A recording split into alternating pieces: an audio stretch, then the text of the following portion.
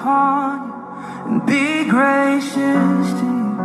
The Lord turn his face toward you and give you peace.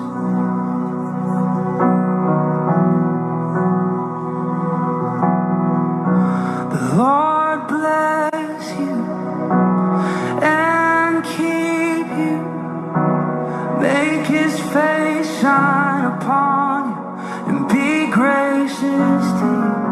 The Lord turn his face toward you and give you peace.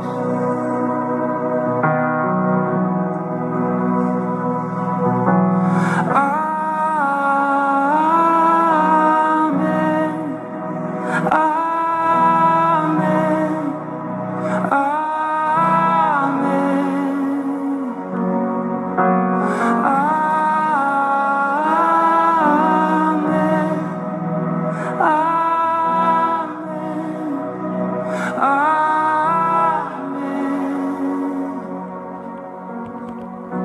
The Lord bless you and keep you.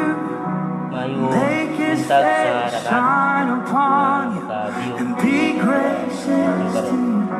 The Lord turn diri sa usan kauban sa simbahan sa usan mga isgot ako kanina karon sa pulong sa Diyos nagauluhan paglaom daghan ka nato karon ang mga kaigsuonan nga kawala na sa ilahang paglaom tungod sa mga nagkalain-lain nga mga problema nga ni abot sa ilahang kinabuhi. Gani ang uban nabati na usab nila nga murag wala na paglaom nga mahuman pa kining problema sa tibuok kalibutan. So today I would like to encourage you. I would like to empower you today with the Word of God nga makita nato diha sa libro sa Romans chapter 8 verses 18 to 28 o pagabasahon nako ang mao nga passage as I go along with my message. But before we continue, allow me to pray for you kanimo nga nagalantaw karon. Tuguti ako nga magampo para kanimo o para kanatong tanan pinaagi sa iyahang mga pulong nga madasig usab kita. Magpray ta. Dasiga kami o Dios nining kabuntagon o ang akong pagampo nga diin ikaw magapamuhat sa matag usa kanamo. Nagapangayo kami o kapasayloan sa mga kalapasan nga among nahimo diha sa imong tubangan Ginoo. Sa nagkalain-lain nga pamaagi nga diin kami masayop. Ako pagampo nga diin ikaw magahatag kanamo usab sa kalipay, kadasig o proteksyon bisan o dili kami makahimo sa hinugpong nga pagsimba nining adlaw tungod sa mao mga panghitabo sa maong palibot apan ang akong pagampo nga diin bisan dinhi sa social media ang imong pangalan mahimaya ang imong mga katawhan musimba gihapon diha kanimo Ginoo. Kalaygon ka sa walay katapusan. Nagampo ako nga diin ikaw magapanalangin sa matag viewers ini nga video Ginoo. Kung pagampo ikaw magapamuhat diya sa ilang kasing-kasing, ikaw magapadayon paghatag kanila sa kadasig taliwala sa mga problema nga niabot diha sa ilang kinabuhi. Lipaya kami o Dios ug tuguti ni kining imong pulong makahatag ug paglaom sa mga katawhan nga magapaminaw ni sa ngalan ni Jesus ako nagapray. Amen. Amen. Hope. Paglaom usa ka butang lagi kinahanglan natong tanan karon panahon sa pandemya, panahon sa problema nga makabaton kita og tinuuray nga paglaom. Now, you see, troubles are just part of life. Ang uban nawad-an na og mga paglaom tungod sa mga kagubot nga naa sa lahang kinabuhi. Pero gipahinumduman kita dinhi nga kini di ay kabahin sa atong kinabuhi. We all go through things, and what matters is how we go through them. Kitang tanan mo agi gyud niini nga problema, ug ang magmatter ni ana, ang magbase ni ana kung paunsa kita mo sagubang, unsa ang atong ginahimo samtang atong gina-overcome, atong ginadaog kana nga mga problema. Now, to the Christians, we know that Jesus is the cure to our problems. Para kanatong mga Kristohanon, kasayod yun ta nga si Jesucristo ang solusyon, si Jesucristo ang sulbad sa atong mga problema. But the question is, do we go through the problem alone, or do we go through the problem with Jesus? Mag-matter ang atong pag-response sa problema kung nakita nato ang atong kaugalingon nga nagsagubang sa problema, nga nag-inusara, or ato ba ni siyang giatubang kauban si Jesus. Maimportante kayo sa kinabuhi Kristohanon nga atong ma-realize, atong kahibaluan nga sa matag problema nga naa kanato, kauban nato si Jesus samtang kita nag-overcome or naa ni anang problemahan. In our passage today, we are talking about hope. Paglaom. What is hope? Unsa di ay ang kining kahulugan sa pulong hope? Now, sa akong pagtuon niini, sumala pa sa kahulugan sa maong pulong, hope is something that we are looking forward to. Hope is something that we are looking forward to. Ang usa ka butang nga atong gilauman, nga atong makita unya sa unahan, mao na siya ang hope. Kanang gitinguha nato nga atong makaplagan dito sa unahan, and that is hope. Hope is to want something or to be true. To want something to happen or be true, and think that it could happen or be true. Ang paglaom kuno usa ka pagpangandoy sa butang nga kini mahimo nga mahitabo, o usa kini kapag huna-huna sa butang nga nangandoy ta nga matinuod. So ang hope di ay kanang magtinguha ka nga ma-okay ra ang tanan. So hope na siya nga ikaw nangandoy sa unahan nga maging okay gyud ang tanan. Now the question for us today, what is the basis of your hope? Unsa ba ang imong basihanan sa imuhang paglaom? What and where is your hope built on? Dunay mga nagkalain-lain nga tubag sa mga tao. Dunay miingon nga bisan pag magkinaunsa, aduna sila'y paglaom kay daghan man sila kwarta. Asa ba di ay nakasalalay ang imuhang hope? Nakasalalay ba ang imuhang paglaom diha sa imuhang kwarta? Nakasalalay ba ang imuhang paglaom diha sa imuhang properties, sa imuhang propiedad? Nga maingon ka nga bisan pag moabot ang daghang mga pagsulay, okay ra kay daghan man ko og panag-iya, daghan man ko og property. Or tingali sa sobrang believe nato sa ato ang kaugalingon, maingon ta nga I have hope because I really believe in myself. Nagtuo ta nga sa atong kaugalingong abilidad makaya ra nato ang tanan tungod kay believe kaayo ta sa ato ang sarili. Naa ba diha ang ato ang paglaom? Kung naa man diha ang pangutana, hantod kanos apod magdugay kana klase nga paglaom. Now, kung dinhi nato isalalay ang ato ang paglaom, hibaluan og hisayra nato nga kitang tanan mahanaw ra man.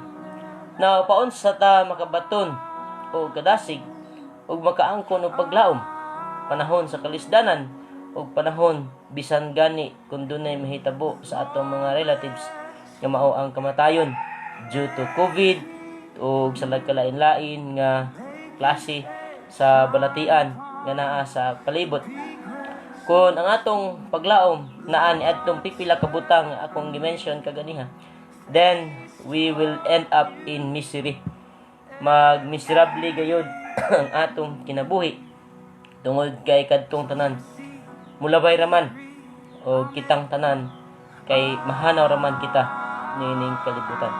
Allow me to share to you 5 things that will help us to be more hopeful, to be more positive sa kinabuhi nga ato makita ang atong kaugalingon nga makabaton kitag paglaom tingali naa ka karon sa mga grabing problema.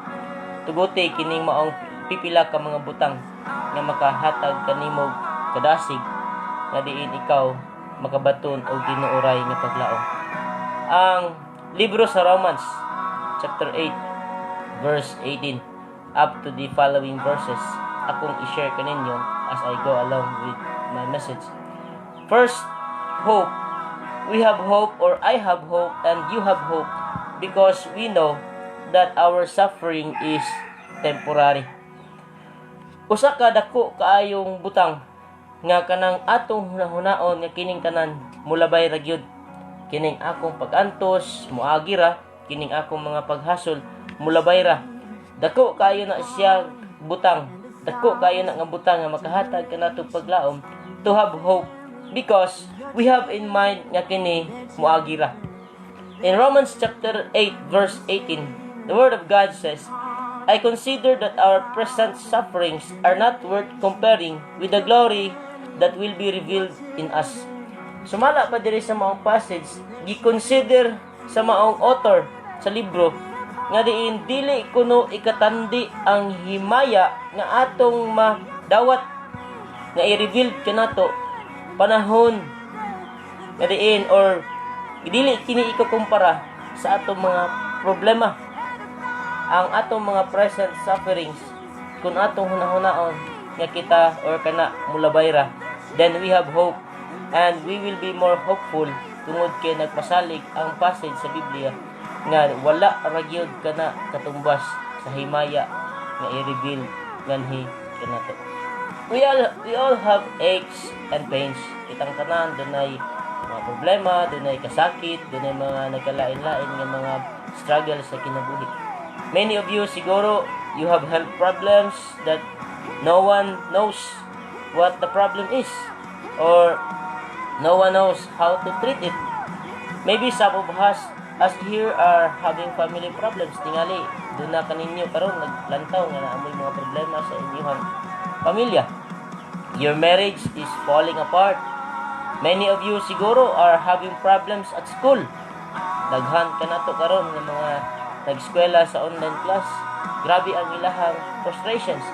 Grabe ang ilahang mga problema sa kinabuhi. Many of you might be having problems at work between sa imuhang ka-workmates. Doon na kay mga problema sa ilaha.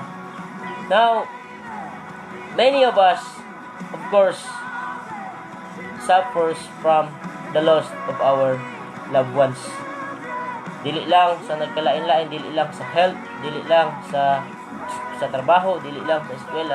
Pinaka sakit nga mahitabo kanato nining pandemic kanang mawad-antag minahal sa kinabuhi, especially kung dili ta pwedeng makatambong bisan sa ilahang paglubong tungod sa problema nga mikuyanap sa kalibutan.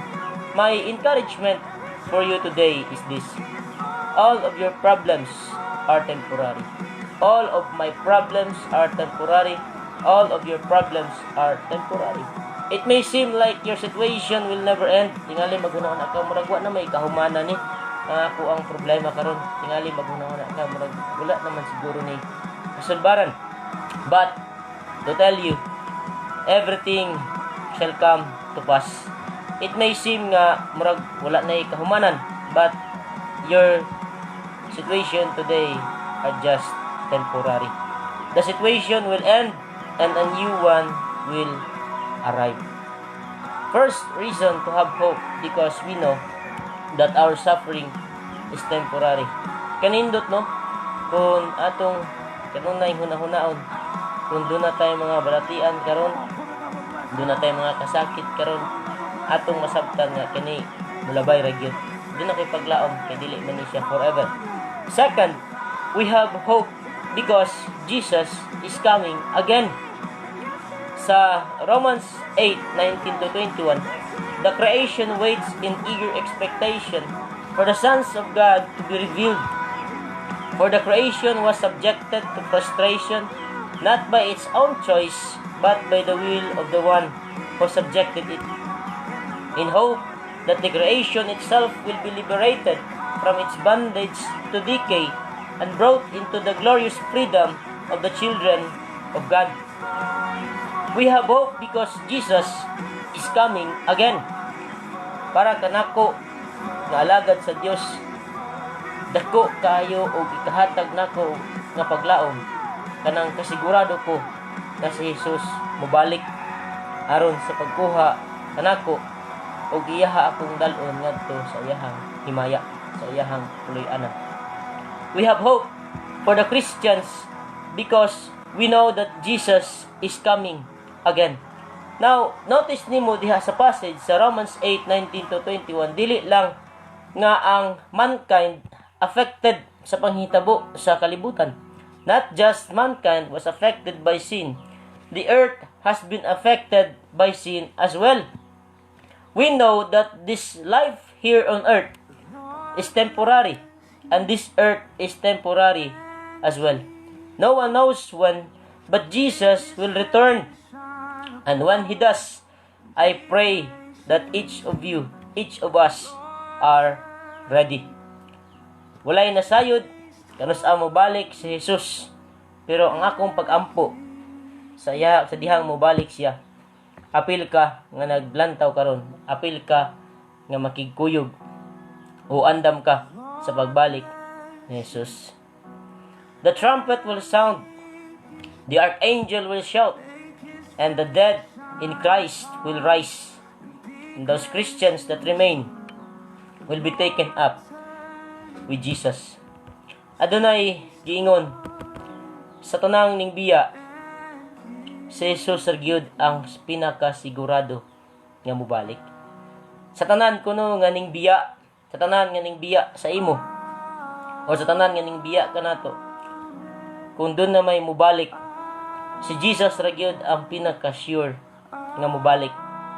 Dili kaniya palaumon sa wala.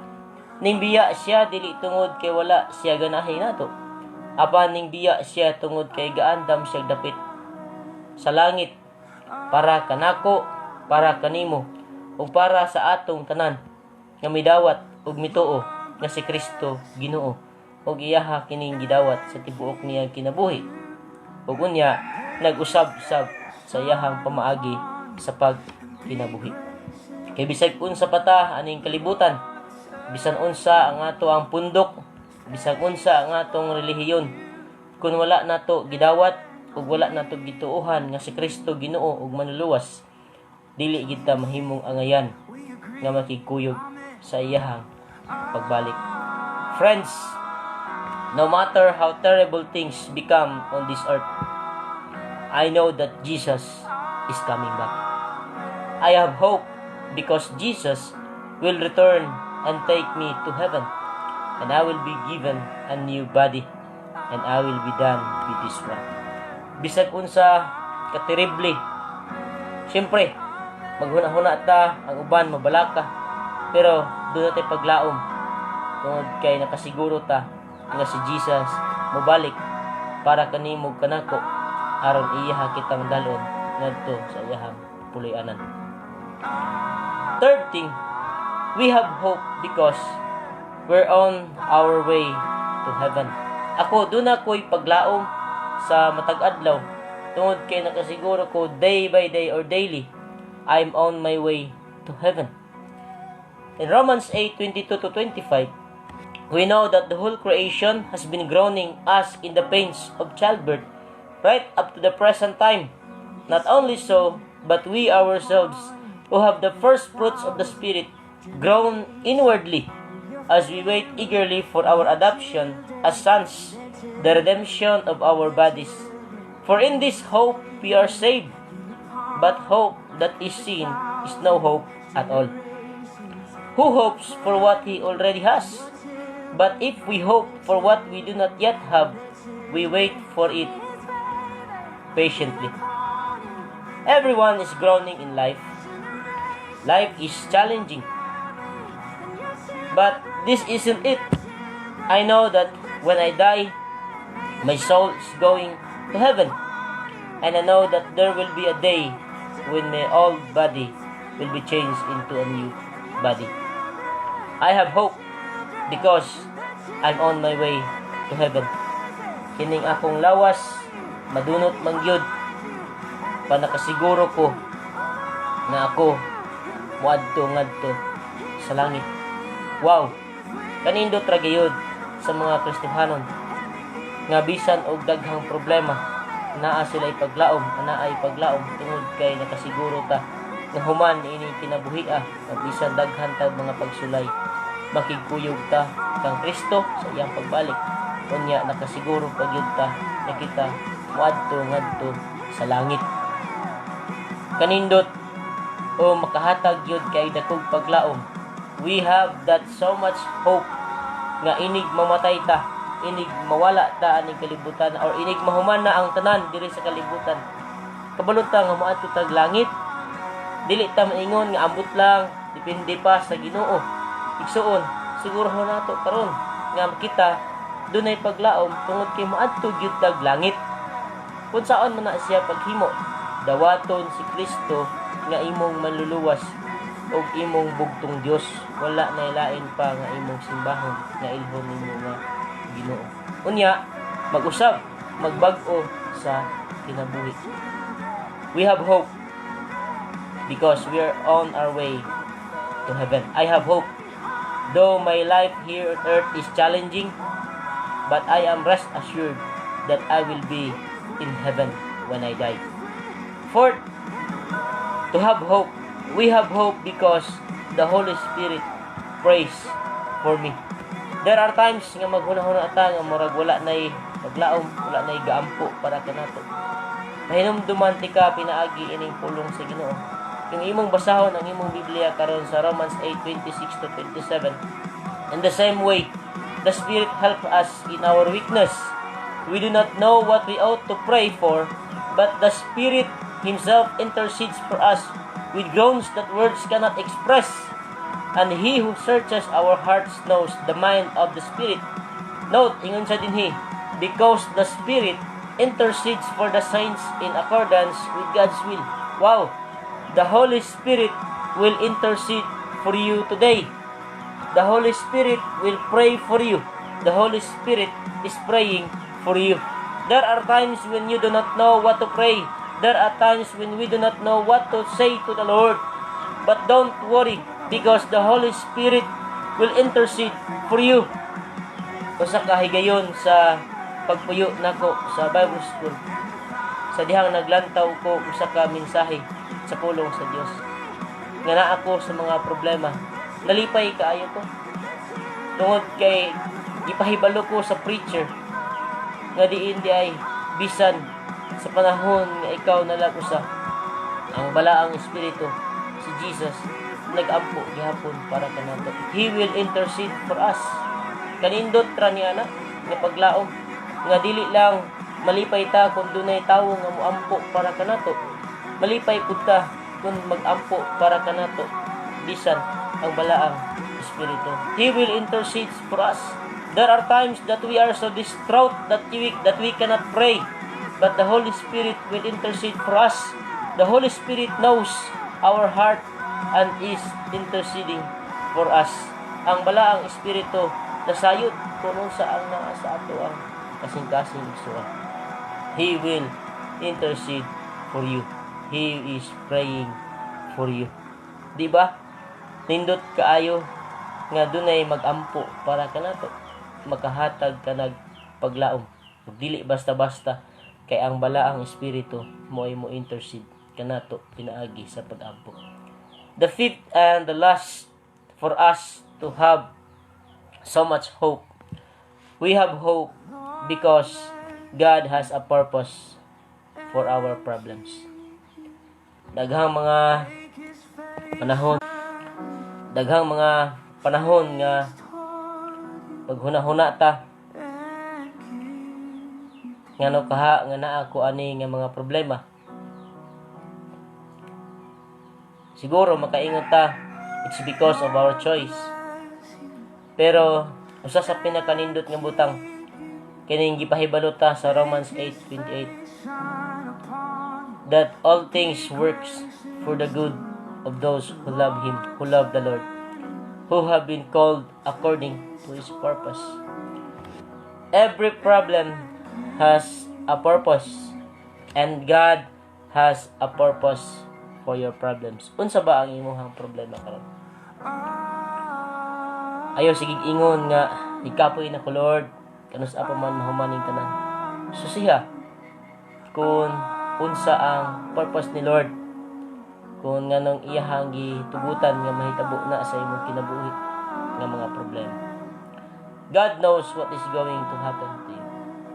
God knows what you are dealing with.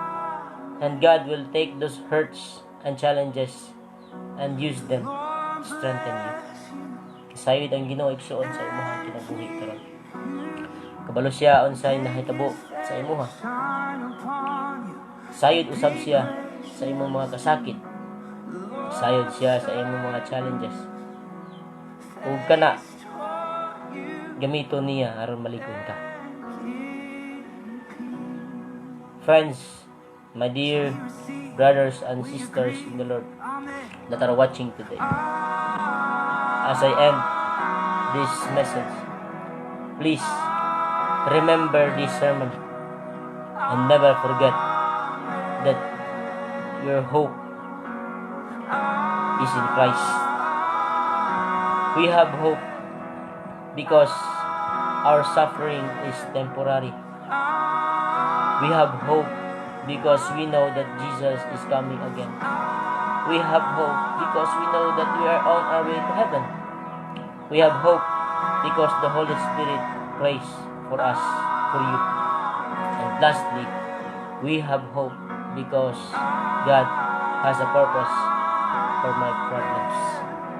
I do hope and pray nga sa mga problema nga naa kanato karon, dili ta mawad-ag paglaom, dili ta magpabilin diha sa kaluya. Atong idangop kay Hesus, atong iduol sa Ginoo.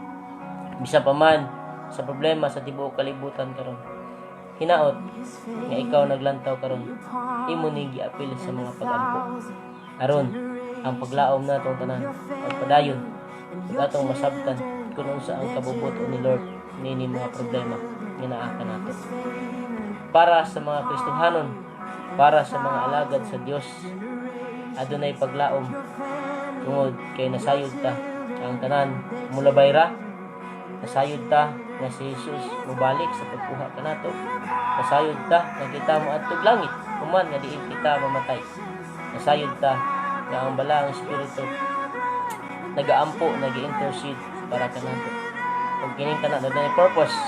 Ingon si Lord, ingon ang pulong ni Lord sa Romans 8:28. And we know that in all things God works for the good of those who love Him. Ang pangutana, nahigugma ba gid ta sa Ginoo aron makita nato nga diin kining nahitabo kanato is for our good.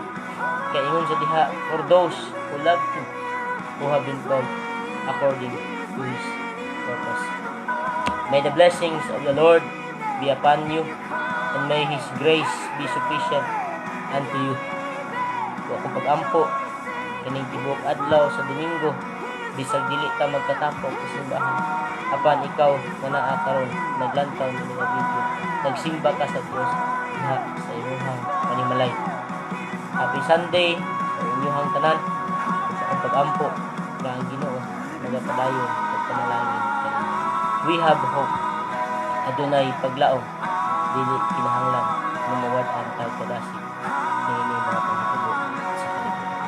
God bless you. Good morning. Ang Dios magauban kaninyo. I will pray for you.